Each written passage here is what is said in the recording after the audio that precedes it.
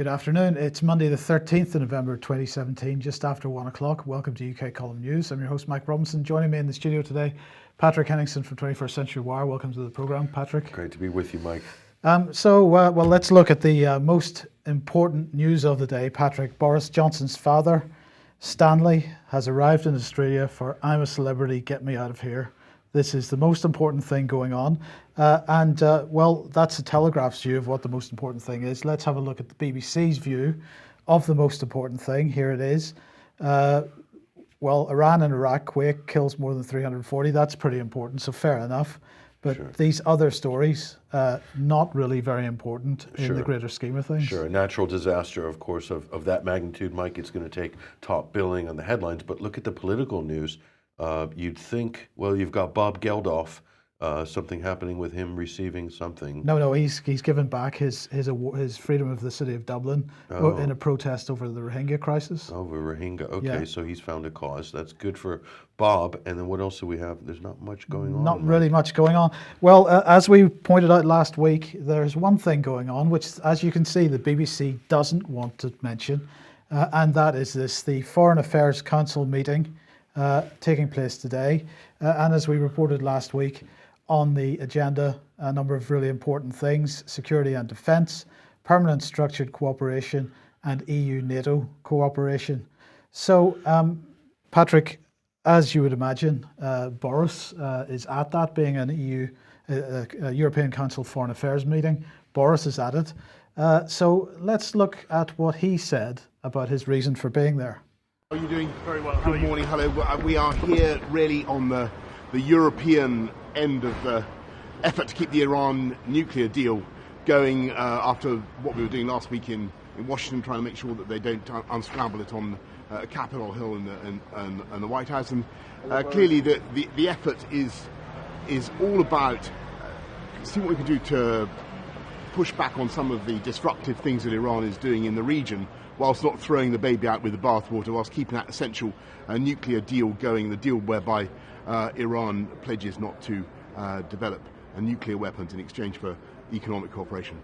And there will be obviously discussions on the Middle East more widely, the stability of the region, and everybody wants to see, for instance, a sovereign and independent Lebanon, as I said in a statement last night. More widely than that, we got new sanctions on Venezuela, which the UK has been leading on, trying to get Mr. Maduro to see sense about what he's doing, and we'll be looking at the new European plans for defence and security cooperation, and the UK is supportive of these, as I often say. We're there like a flying buttress to support the cathedral, and we think there's a lot of promise in the ideas, and we'll be backing them up. Thank you very much. So, how long did it take him to get to the point, Patrick? Most of that. So that was a two-minute introduction doorstep as he arrived at the meeting, and it took him about 1 minute 45 seconds to get to the point. He mentioned a lot of things which aren't on the agenda, but he's clearly there for a different agenda than everybody else. And he finally mentioned military union at the end there. Britain not taking part, only a flying buttress for what the Europeans want to do. He said a flying buttress for the cathedral. We're there like a flying buttress for the cathedral. So the EU is the cathedral, Mike. I thought it was an interesting choice of words by Foreign Secretary Boris Johnson. Okay, well, so that's his view of what was going on today. Let's look at Federica Mogherini's view of what was going on today. To be quite an historic day today for European defence, because after so many years, finally, the provision of the Lisbon Treaty establishing the possibility for the European Union member states to have a permanent structured cooperation on defence. Today it's going to be initiated. I'm expected to receive a notification letter from a high number of member states, more than 20, indicating their will to start a permanent structured cooperation. This will allow us to prepare Council decisions already in the next weeks. I will expect the next Foreign Affairs Council to adopt this formal decision, so that we will be able to launch, for the first time ever, European Defence Permanent Structured Cooperation with concrete projects. Member States have presented already more than 50 concrete projects, both in the field of capabilities and in the field of operations. So today we will launch definitely a new page for the European defence, and I think this will be the news of the day. We'll also discuss with the NATO Secretary General our EU-NATO cooperation that is advancing extremely well. In December, with Stoltenberg, we will present the second report on our common activities, more than 42 concrete options that have been already implemented. And we'll also look at the future fields of cooperation. We will expand the concrete ideas on which we cooperate. And we will have a discussion today with the defense ministers and Stoltenberg on this. With the foreign ministers in the morning, we will also have short points, one on the summit between the European Union and the African Union at the end of the month at Abidjan, a very important summit for strengthening our partnership, and also a point on strategic communication. You know, we have increased a lot our communication, especially with a focus to the east of Europe, but also to the Western Balkans and the Mediterranean. We'll discuss with the ministers how they can further support this work that I have initiated 2 years ago for the Eastern Strategic Communication Task Force, and this summer on the Western Balkans and the Mediterranean. I expect member states and ministers to support also my request to increase the budget for strategic communication, especially for the task force. We live in times where communicating both internally in the European Union and in our region, the value of the actions of the European Union has a political value, so I expect support from member states on this. So Boris said it's about Iran. She says it's an historic day about defence. And Boris then mentioned other things. She didn't mention any of the things that Boris mentioned at all. So what on earth is going on? Well, I think there is the big agenda, Mike, which we're going to discuss here. But there's a few little side deals that are also being worked out as well, which Boris Johnson was alluding to. Yeah, but he doesn't want to focus on the big news of the day, because of course his video clip, his doorstep, will appear on the BBC in some capacity at some point. He doesn't want European unification, European military unification mentioned. Now, following that, Mogherini was asked, why does the EU need a military? And I just think it's worth listening to what she has to say here. Well, first of all, you know very well, not all European Union member states are members of the NATO alliance. Not all the members of NATO are part of Europe. And we have possibilities to strengthen also the work of NATO. I give you two examples. One is in the field of hybrid threats. There are competencies and tools that the European Union has and that NATO, being a purely military alliance, doesn't have. We cover a wide range of issues.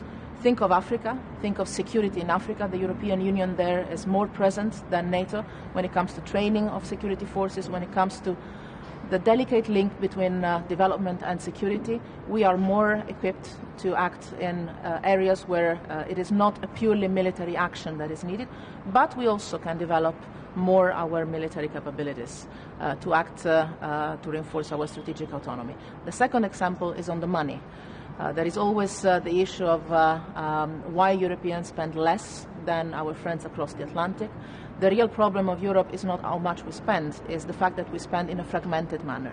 If member states want to spend in a coordinated manner, investing together, researching together, producing together, this can be done through the European Union. The permanent structured cooperation, supported by the European Defence Fund that we've put in place, will enable member states to use the economy of scale of Europe, and in this manner fulfill the gap of output that we have in this moment across the Atlantic. So strengthening the European defence that we will do today, exactly today, is going to be a way to help NATO and the alliance also to be more relying on the European forces.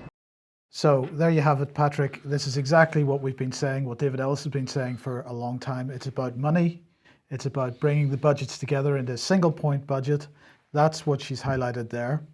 So it doesn't matter if some countries aren't contributing 2% of their budget to defence. It's going to be the European Union as a whole which contributes 2% of its budget, its centralised budget, to defence. That'll keep NATO happy. As she said, the EU and NATO have been working for quite some time since the joint declaration of July 2016. NATO and the EU have been working very closely in cooperation. And of course, this isn't about the member states of NATO, which are also member states of the EU. This isn't about individual cooperation with NATO. This is about the EU military itself as an institution, a single institution, and its cooperation with NATO. So that was what was going on this morning at the beginning of the meeting. And as she pointed out, this is about permanent structured cooperation, this so-called PESCO. Well, the deal was done and signed, so she was giving it a good clap. And then they all got together for a family photograph. They called it a family photograph. They called it a family photograph. That's what they call the photographs for all these EU and UN meetings. They call them family photographs. Family photograph. Interesting. So this is the bunch of foreign ministers of the countries that have joined PESCO already. Over 20 countries have joined already. And you'll notice that Boris Johnson is not one of them. He's not in the picture. He is not in the picture. We'll come on to that in a second. But Britain's part of PESCO. No, Britain has not signed up to PESCO at this point in time. Yet? Oh, not that's yet. Interesting. No, that's interesting. it is, but this is an important point. We'll come on to it in a second. Now, you thought it was important to show the global expansion of United States military and US military bases, and you're suggesting that perhaps this is how the map is going to look in the not too distant future. Sure. I mean, it's a simple. If we go back to the first slide, and just to point out to people, when you have a federal Europe with a unified military budget for research and development, exactly as Federico Mogherini was telling us, for R&D, not just for buying planes and helicopters and boats, Mike, but for developing weapons, developing defense systems, and all of the administration, a European Department of Defense, okay? We have this in America, Mike. That's what it looks like.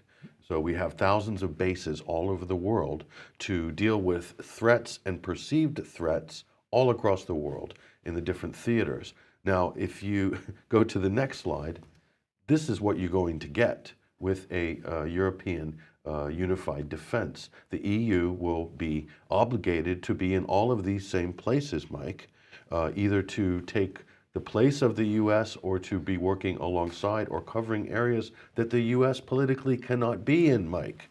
Okay, so this is what it means. And if you think that the European defense budget is going to be hovering around $200 billion, you are dreaming in fantasy land. We're talking upwards of $500 billion and more, okay, in the next 10 years per year, okay? This is serious, and this is about a global hegemonic footprint that's being laid down.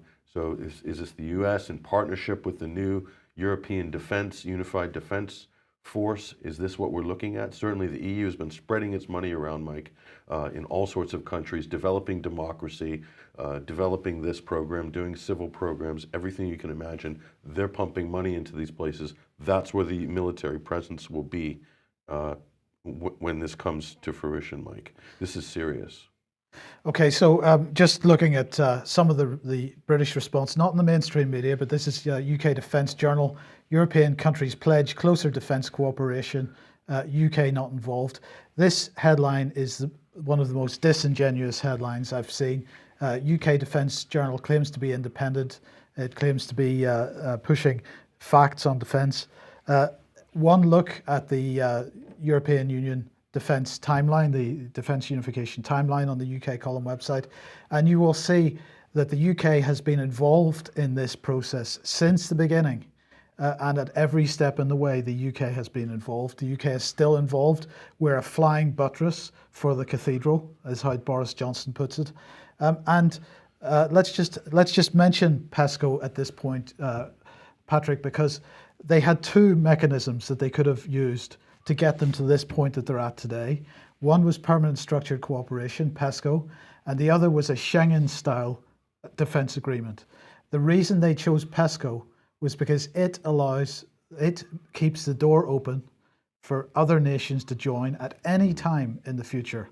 So the UK is now going through a so-called Brexit negotiation, and at the end of that, we are going to see the UK join PESCO. That's what I'm suggesting. Most certainly. that's why they chose PESCO as the mechanism for this and not the Schengen-style agreement. Well, here's what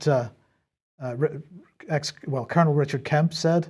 I visited the European Union last week and was somewhat surprised at how taken in many intelligent and politically aware people were by the fake EU propaganda that groundlessly insists security will suffer when the UK leaves.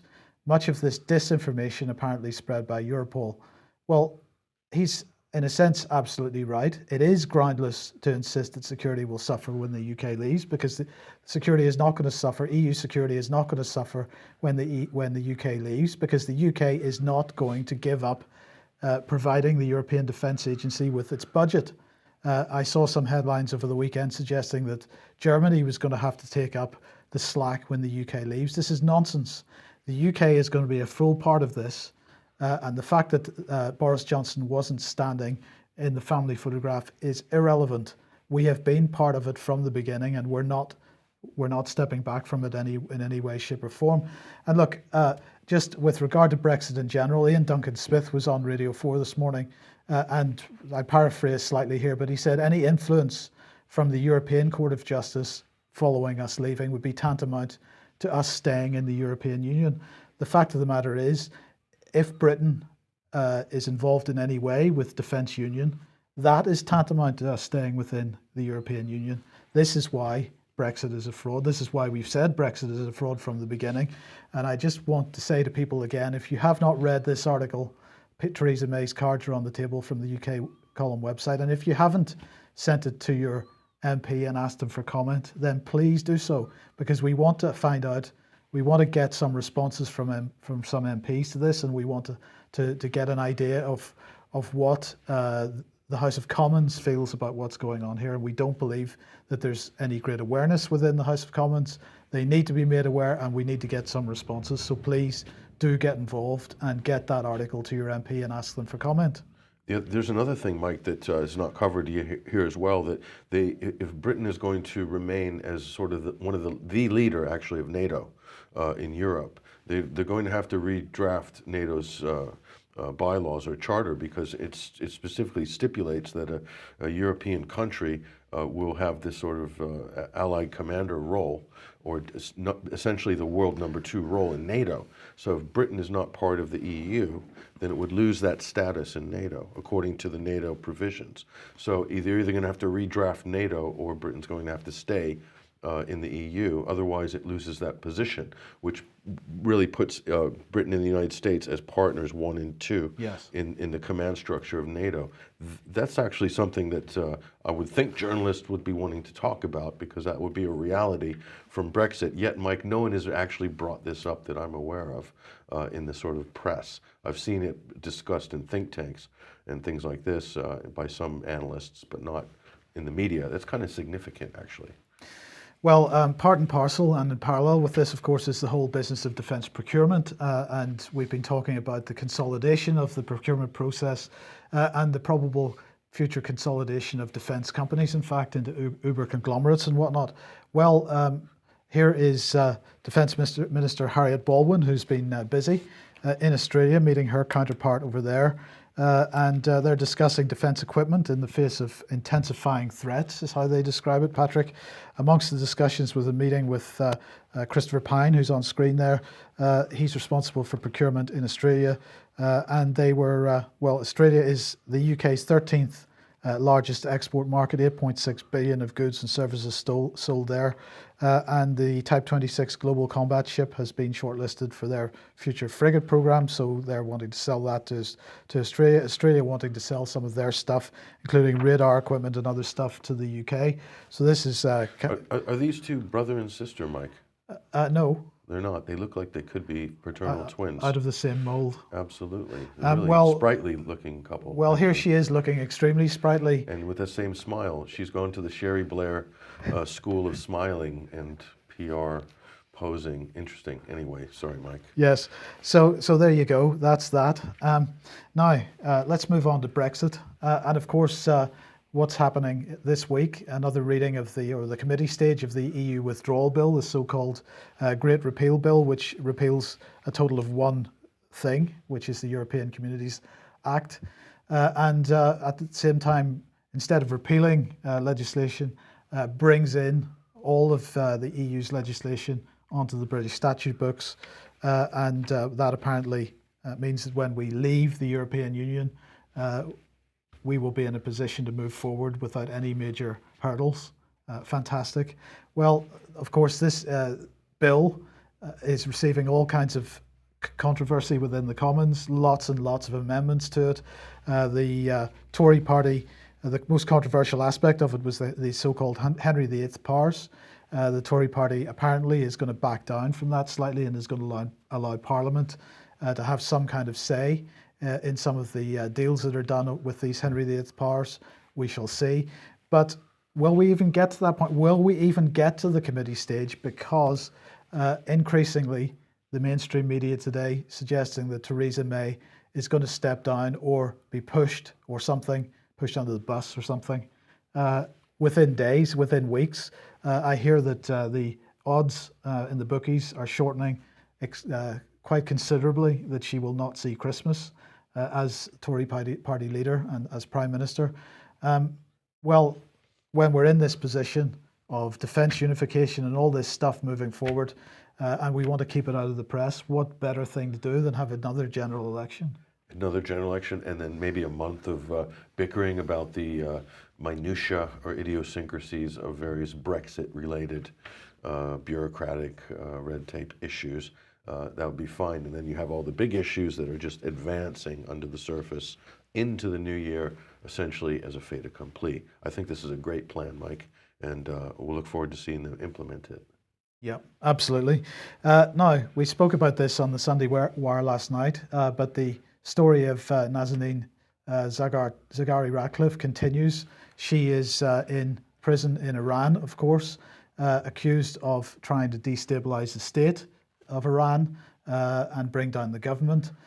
She worked for Thomson Reuters Foundation while she was in Iran. She was there, apparently. She is an Iranian British national, so she was there apparently to visit family. But the Iranians accuse her of getting involved in trying to bring down and destabilize the government. Her past employer, of course, was BBC Media Action. She is in prison. She's apparently suffering from some mental health issues at the moment. She's not very happy.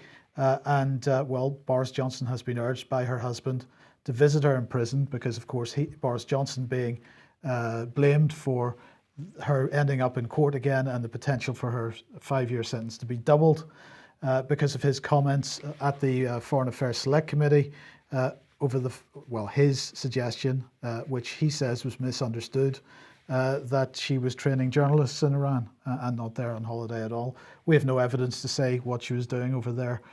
We've got to be a little bit careful of that. Nonetheless, we've got plenty to say about BBC Media Action. We'll say that in a second. Her husband also pleading for her wife to be given diplomatic protection. I'm not sure what the ins and outs of that are, under what circumstances diplomatic protection would be given. But certainly I'm not aware of any case in the past where diplomatic protection has been given to someone who was simply on holiday in a foreign country.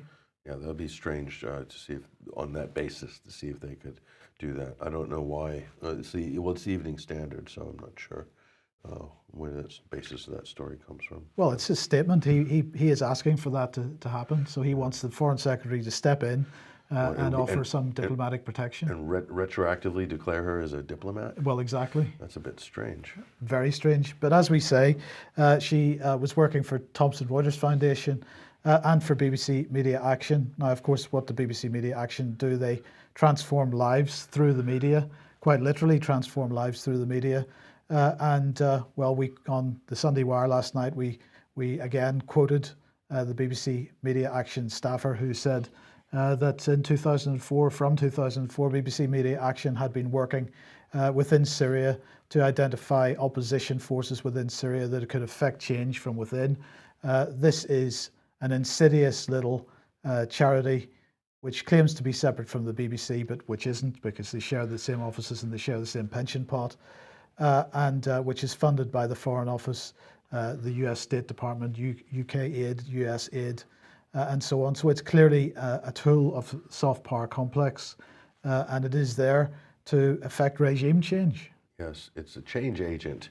And so it sounds good on paper, Mike, training the next generation of young journalists in these poor countries to help them effect change and so forth. And it does sound great on paper, but in reality, it's subterfuge is what it is. And of course, it has serious consequences, and it results in a bloodbath in some cases, as happened in Syria. So how responsible is BBC Media Action for what happened subsequently in Syria?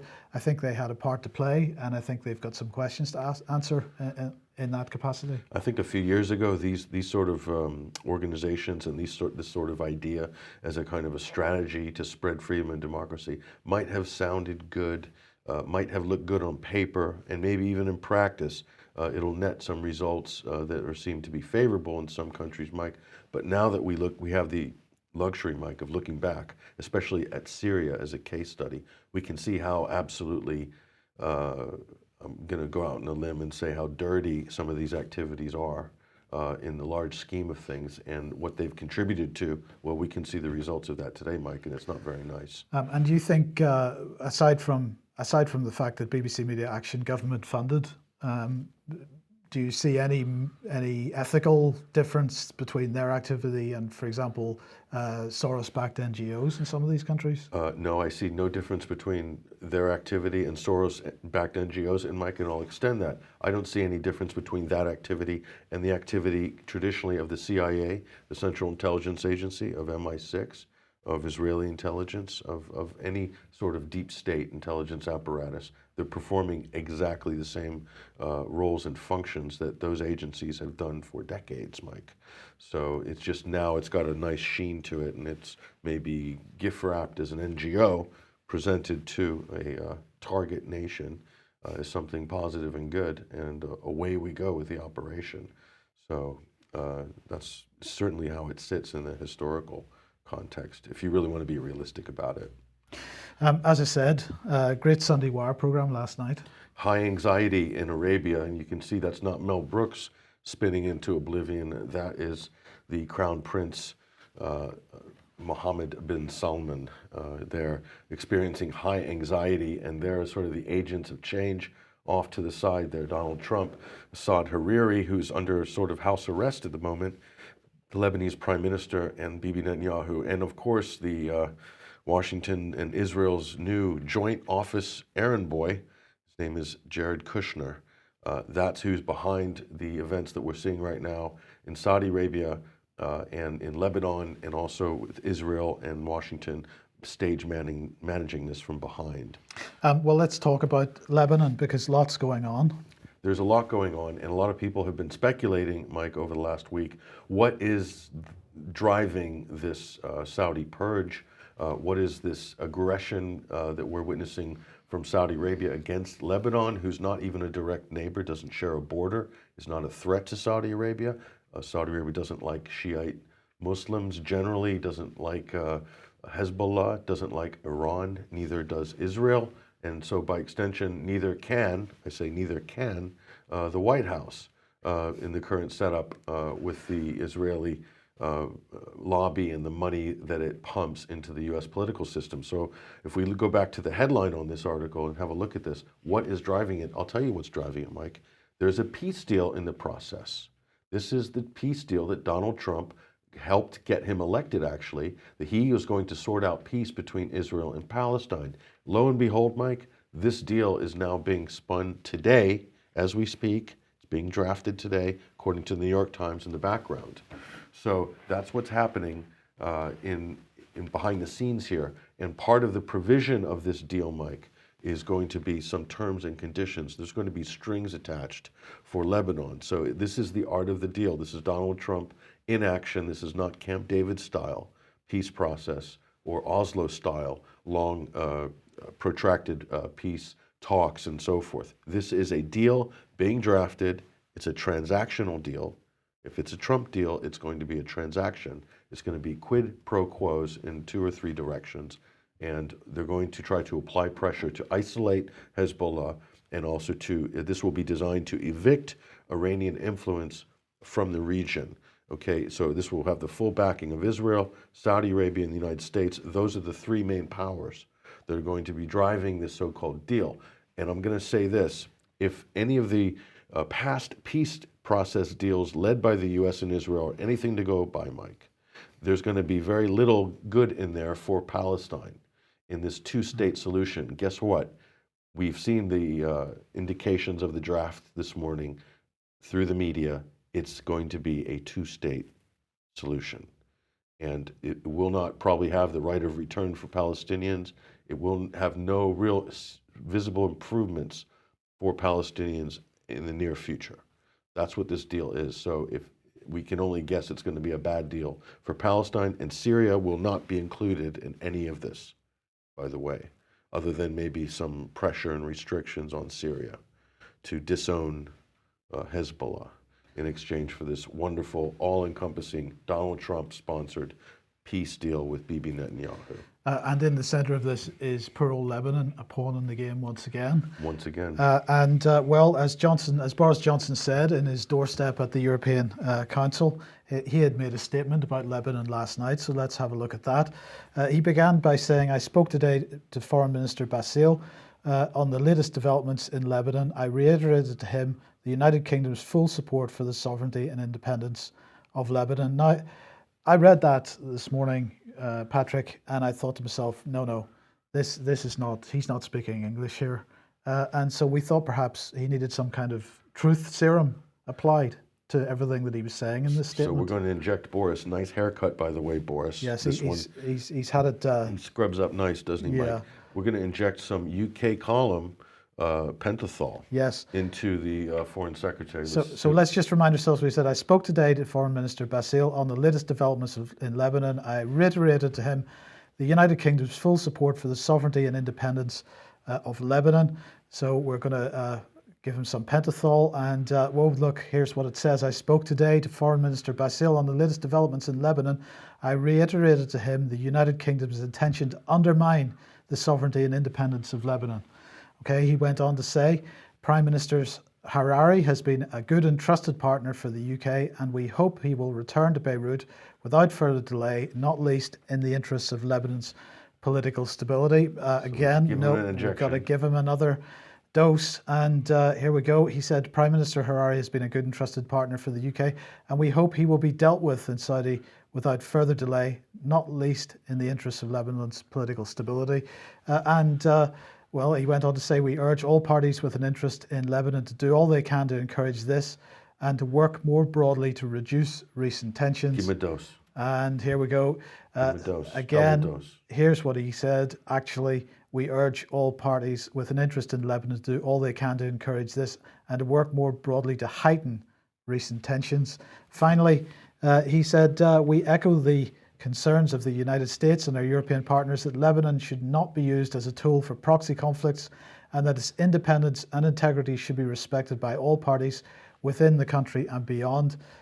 Another dose, and what do we get? "We echo the concerns of the United States and our European partners that Lebanon should be used as a tool for proxy conflicts and its independence and integrity should not be respected by any parties within the country or beyond." So that is what Boris had to say. That's the British position on Lebanon. It's very effective, this new product. Sodium pentothal, yeah. Will that be available in the UK columns online store? In the store. Sadly, I think not. some people could use that. We couldn't encourage anybody to inject any politician with any substance. Yeah. Even to get to the truth. That'll have a hard time passing through the regulatory bodies, I think, in this country, Mike. Yes. They wouldn't want that product on the market. I think that would be very dangerous for politics. And we're going to end the programme today on defence once again, because here is Gavin Williamson, the new UK Defence Secretary of State. It's a bit of an unfortunate photograph, as was tweeted out this morning, because he seems to have a couple of flags growing out of his head. Whoever took that picture didn't do a very good job, or maybe they did. It's a very strange looking sort of pastiche on the Baphomet or something. I can't work that out, Mike. So do you recognise whose head we're looking at the back of there, Patrick? We are looking at, looks like, I don't know. It's Jim Mattis. James Mattis. Yes, Okay. so that's Mad Dog Mattis, who was visiting Mr. Williamson. This is the first time they've met, obviously, because Gavin's just in his new job. Mad Dog's a bit tight around the collar, actually. He needs to Lose some weight. lose some weight or loosen up the shirt. Yeah, so, well, they were there, he was there, and they were having, this was the first bilateral with his US counterpart, Jim Mattis, yesterday, and both have just returned from NATO, apparently, and the counter-daesh meetings, ministerial meetings in Brussels, and they had agreed to adapt NATO's command structure to better reflect the security environment, as we pointed out earlier and last week. This is adaptation of NATO's security and command structure is to fit in with European defence plans, but that's another thing. Williamson said, from fighting in the trenches of the Great War to countering Russian aggression and tackling Daesh today, the UK has been America's closest partner for a century. Today, our countries are cooperating on everything from operations and intelligence to innovation, and this meeting is an opportunity to continue strengthening our special relationship. So, how did the UK tackle Daesh, by the way? I just got back from Iraq, and I think the Iraqis actually tackled Daesh in Iraq. And in Syria, I think it was the Syrian army with Hezbollah, Iranian special forces, and the Russian Air Force that really tackled Daesh. No, you can't be right, Patrick. This must be wrong. This must be wrong, because every day, almost every day, on the government website, there's a new press release about how the UK is tackling Daesh. Really? Yes. Wow. Where did they tackle them? Because maybe it was somewhere else. Maybe it was in. I think it was a rugby game or something. It was in a rugby match. Yes. Yes. Sorry. Look, the UK is not tackling Daesh. What we're doing is helping the Americans evacuate Daesh from their last strongholds and take them somewhere else. We're not entirely clear where they're being taken to, but I'm quite sure we'll find out in due course when we get some uprising, some insurgency somewhere. Yemen and Afghanistan, first things that come to mind, Mike. Yes. That's where the redeployment is. I don't think they're going to have a very easy time redeploying Daesh in Lebanon because the Lebanese, quite frankly, are quite wise. They're quite wise to this game now, and they've been able to successfully flush out ISIS and ISIS affiliates from some of the border towns that they've had problems with for years. So as things calm down in Syria, Mike, it's hugely beneficial for Lebanon, Syria's neighbor, as well. As Syria has achieved a victory on the field, it's helping Lebanon, its neighbor. And also it's helping Iraq and vice versa. So from Lebanon to Iran, this what they call the Shiite crescent, it's not only a Shiite crescent, but this is kind of a term that's used by certain Western analysts.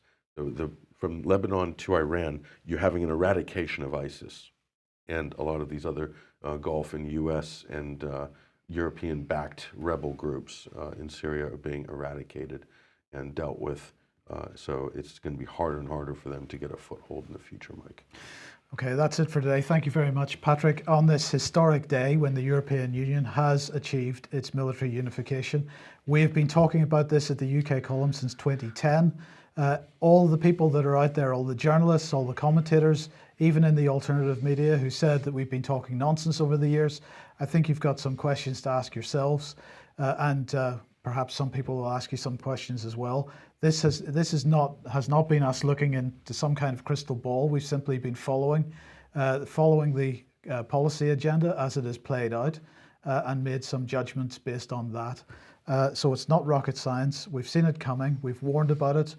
We now hope that everybody will take what we've done and ask some serious questions about what Britain's future role is going to be within this new European Union, military union. So I'll just say that if you like what we're doing, please support us. You can take out a membership, you can make a donation. We do appreciate every donation and every membership that is taken out. It's what keeps us going. Please do help us out there if you possibly can. Thank you again, Patrick. Thank you for watching. We'll be back at 1 o'clock as usual tomorrow. See you then. Bye-bye.